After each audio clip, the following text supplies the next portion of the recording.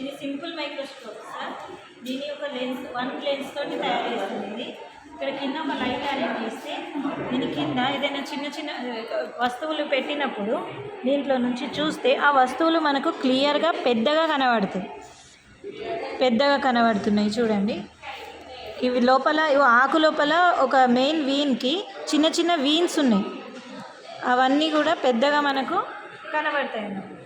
ఇంకా ఇలా చిన్న చిన్న చిన్న అక్షరాలు కూడా దీంట్లో పెట్టి ఈ లెన్స్ కింద పెట్టి చూడడం వల్ల మనకు చాలా కొంచెం పెద్దగా కూడా కనబడతాయి. దీనివల్ల పిల్లలకు మన కంటికి కనిపించని మైక్రో ఆర్గానిజమ్స్ అట్లాంటి ఏమైనా థింగ్స్ ఉంటాయన్న విషయం వాళ్ళకు ప్రైమరీ లెవెల్లో వాళ్ళకు అర్థమవుతుంది. నెక్స్ట్ ఇది రెస్పిరేటరీ సిస్టమ్. రెస్పిరేటరీ ఆర్గాన్స్, మనకు రెస్పిరేటరీ సిస్టమ్ అనేది నోస్ నుంచి స్టార్ట్ అవుతుంది.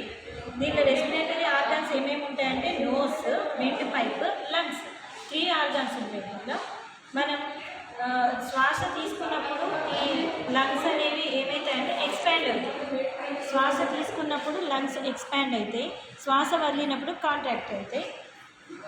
ఇప్పుడు మనం ఈ ముక్కు ద్వారా శ్వాస తీసుకున్నప్పుడు ఇవి లంగ్స్ ఏం చేస్తాయంటే దాంట్లో కార్బన్ డైఆక్సైడ్ తీసుకొని కార్బన్ డైఆక్సైడ్ వదిలేసి ఆక్సిజన్ తీసుకొని మన బాడీ మొత్తం ఆక్సిజన్ సప్లై అనేది మనకు జరుగుతుంది.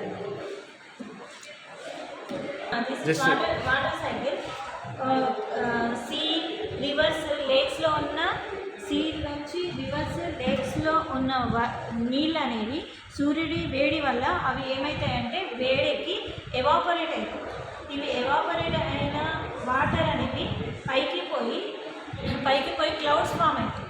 క్లౌడ్స్ ఫామ్ అయిన తర్వాత ఆ క్లౌడ్స్ మళ్ళీ హెవీ అయిపోయి చల్లబడి అవి వర్షంలాగా కింద మళ్ళీ భూమి మీదకి చేరుకుంటాయి. ఆ భూమి మీద చేరిన మళ్ళీ అవే సీస్లో, రివర్స్లో, లేక్స్లో చేరిన మొత్తం వర్షం అనేది మళ్ళీ వీటి వల్ల ఎవాపరేట్ అయిపోయి మళ్ళీ అవి క్లౌడ్స్